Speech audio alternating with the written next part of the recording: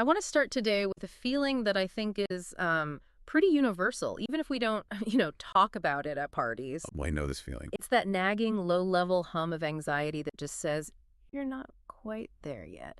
You know what I mean? Yes, it's the defining neurosis of the modern world, I think. Yeah, We treat life like a ladder. a ladder, yeah. We're always climbing, always looking up at the next rung, Yeah, and just terrifyingly aware of the drop below us. exactly. We are so wired for cause and effect. Input equals output. If I grind, I succeed. If I'm good, I get rewarded. It's the engine of civilization, really. It is. But today, we're going to look at what happens when you apply that ladder logic to your internal worth, or specifically to your spiritual standing. Because according to the lecture we're diving into today, if you try to climb that ladder to reach the divine, you don't just fall, you realize the ladder doesn't even reach the ceiling. That is a great way to frame it.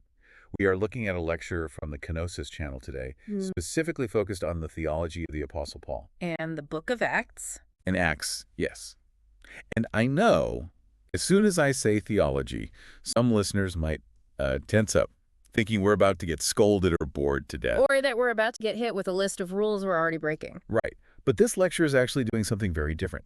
It's a deconstruction. He uses logic, almost a mathematical approach, to argue that the human obsession with earning our place is a calculation that can never, ever balance. It's impossible. Impossible. That is our mission today. We are going to unpack what the speaker calls the math of merit.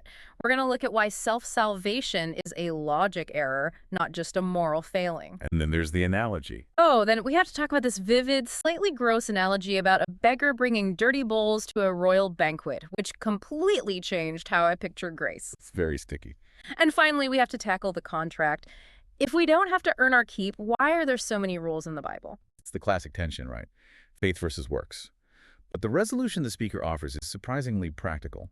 It's less about how to get to heaven and more about, how to live on earth without burning out. So let's get into the math. The lecture opens by setting up a conflict between human merit and divine merit. Now, usually when people talk about this, they go straight to sin. They say, I did bad things, so I'm in debt. But this speaker takes a weirdly philosophical angle. He doesn't start with bad behavior. No, he starts with the concept of being finite. This is a crucial distinction. It's an ontological argument, which is a fancy way of saying it's about the nature of our existence. Okay, let's break that down. Finite, meaning limited. Limited in every capacity. Our knowledge is partial. Our strength runs out. Right. Our lifespan is short. We are batteries that eventually drain. Right. Even the best human on earth, pick your hero, is still a finite creature. Okay. And on the other side of that equation, You have God, or the standard required for what the text calls righteousness. The speaker defines this standard as infinite.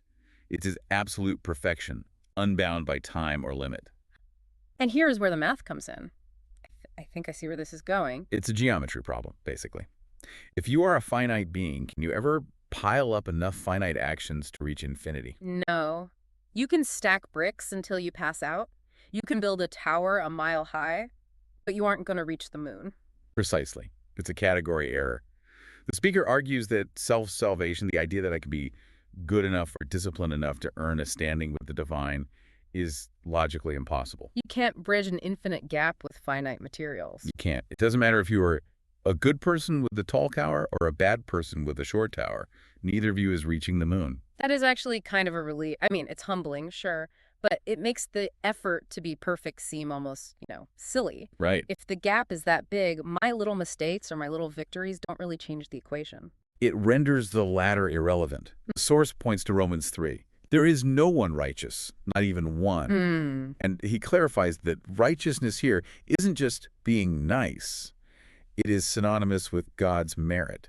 It's a status of infinite perfection. And we can't generate that. Since we have zero capacity to generate that resource, we are stuck. We are, mathematically bankrupt. So if the math says we can't get there from here, what is the alternative? Because usually this is the part where religion just says, try harder. The alternative is realizing you are using the wrong currency. The speaker argues we have to shift from a self-salvation mindset where I generate the merit to relying entirely on God's merit. Which brings us to the F word, faith. And I want to pause here because faith is one of those words that has been used so much it's almost lost its meaning. It's so loaded. It is. I think a lot of people view faith as a work. Like, okay, I can't be perfect, so instead I need to squeeze my eyes shut and believe really hard, and that intensity becomes my contribution. That is the most common trap. Hmm. We turn faith into a mental flex. Look at how much faith I have. I believe harder than you do. Right. But the lecture is explicit on this. Faith is not a work. It is not a contribution you bring to the table. So if it's not a mental effort, what is it? It's a vehicle. It's the mechanism of receiving. It is simply the admission that your human merit is zero, and you are accepting the merit provided by Jesus, specifically the atonement. So it's like looking at your own gas gauge, seeing it on empty. And letting someone else fill the tank. That's all it is. The lecture uses an analogy here that I found really sticky. I think it explains this dynamic better than any abstract definition could. It involves a beggar and a king. It's a very detailed, very visual analogy. So set the scene for us. We have a beggar. Yes. And don't picture a romanticized Hollywood version of a beggar. The speaker is describing someone completely destitute, living in the dust, no resources, socially invisible. A literal rags to riches scenario is about to happen. The lottery ticket. Right. But here's the catch, and this is where human psychology kicks in. The beggar accepts the invite, but he's terrified. He looks at his own life, his own lack of resources, and he panics. So he grabs his old dirty bowls. The source calls them gourds or Calabashes. calabashes. Wait, like dried, hollowed out fruit? Exactly. These are the bowls he's used for begging on the street. They're cracked, they're dirty, they probably smell like old rotten food. He clutches these bowls to his chest and starts walking toward the palace. Why? Why bring trash to a palace? Because he thinks he needs to contribute. He's thinking, I need to bring my own dishes, I need to be prepared. What if the king doesn't have plates? What if I just get scraps? He is trying to secure his own survival using the only tools he knows. He thinks he needs to bring a container for the king's grace, and he's actually stressed about it. He is incredibly stressed. He's worrying about whether his bowl is clean enough, which it isn't, or if it's big enough. He walks into the palace thinking his contribution, this dirty gourd, is essential to the transaction. It's absurd when you look at it from the outside. You're going to a king's palace. They have fine china. They have gold. It's not just absurd. It's actually kind of insulting, isn't it? Oh. Imagine you host a black-tie dinner, you hire a Michelin star chef, everything is perfect. Okay. And a guest shows up with the dirty Tupperware container from 1995 because they didn't think you'd have plates. I'd be offended. I'd probably show them the door. But the king, in this analogy, doesn't. The beggar arrives, and the scene the speaker describes is lavish. There are mats laid out, tents to block the harsh sun, a feast prepared. And the transformation begins. It does. The king doesn't just ladle soup into the beggar's dirty gourd. No, the first step is the bath. Right. The beggar is stripped and washed. The source notes this person might not have had a warm bath ever. Wow. This symbolizes the removal of that finite imperfection we talked about earlier. Yeah. You can't sit at the king's table covered in the dust of the road. Then comes the wardrobe change. He gets royal robes. So visually, he no longer looks like a beggar. He looks like he belongs. He looks like the king's family. But then the speaker drops the hammer. There is a part of this analogy that really subverts expectations. It's a service. Yes. This part gave me chills.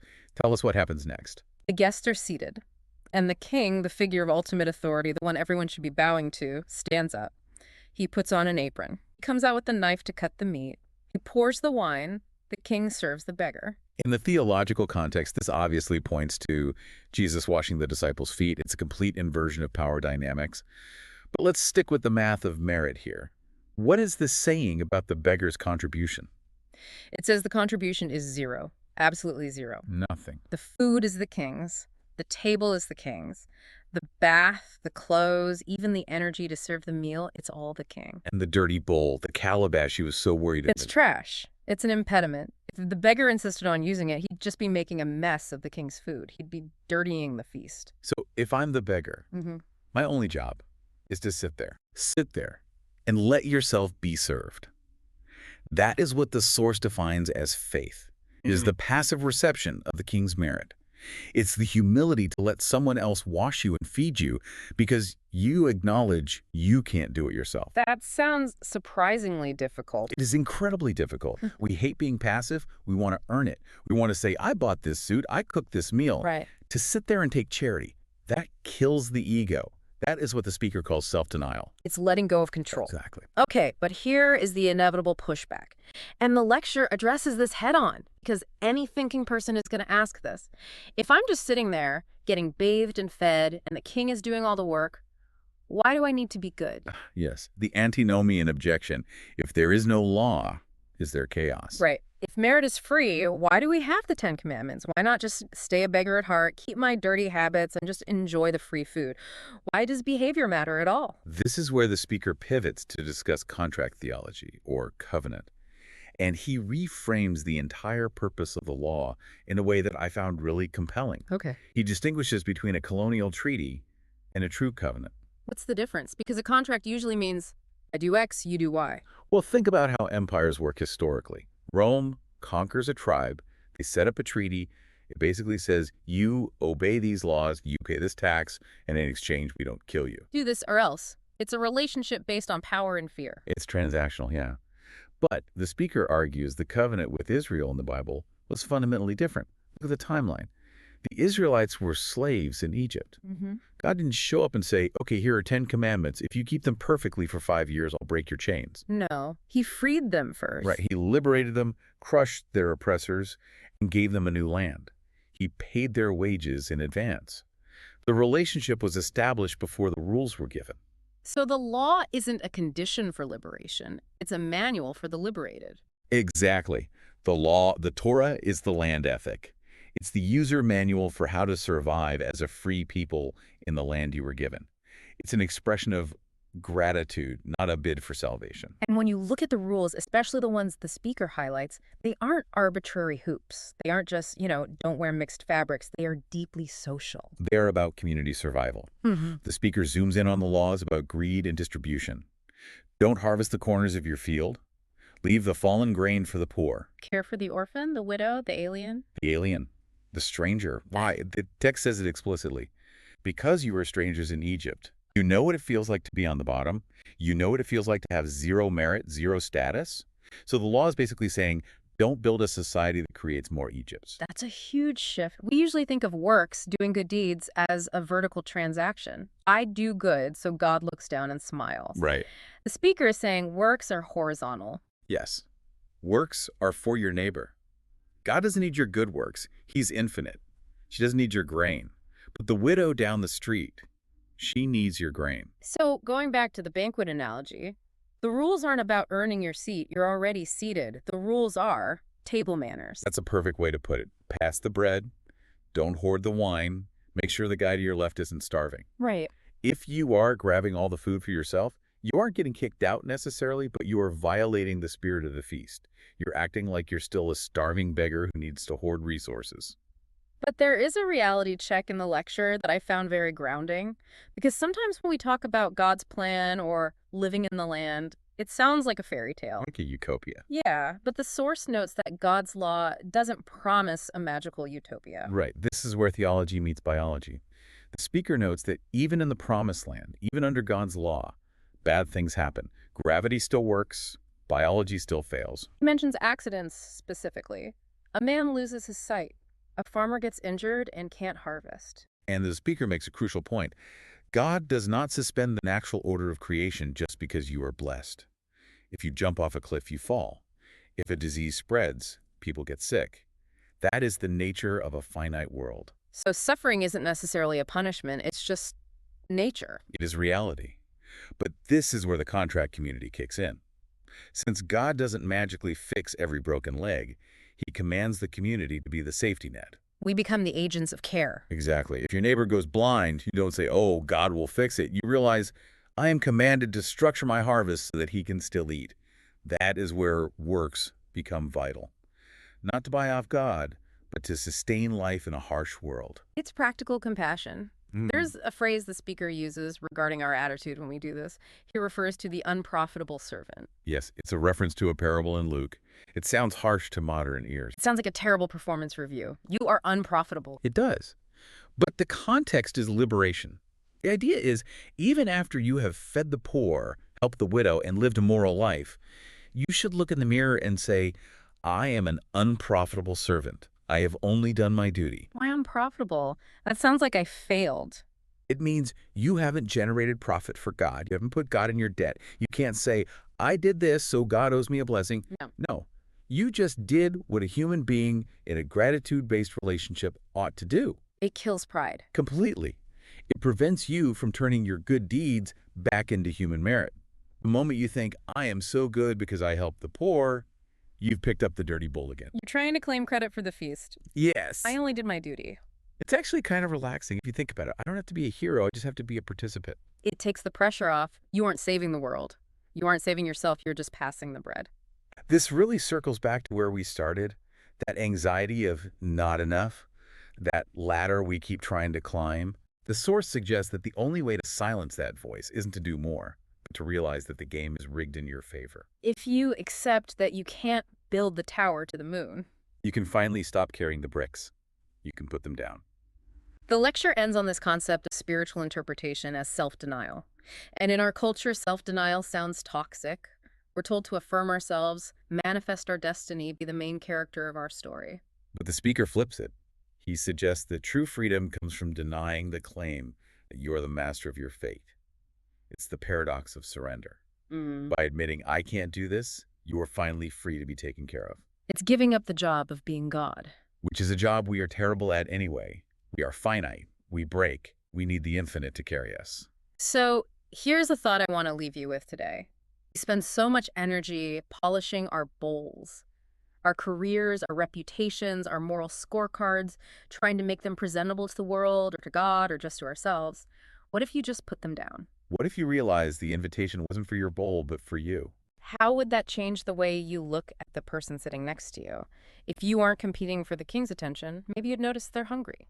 And you share what you've been given. It's a radical thought. It's been a pleasure diving into this with you. Always a pleasure. Until next time, take care of yourselves and take care of each other.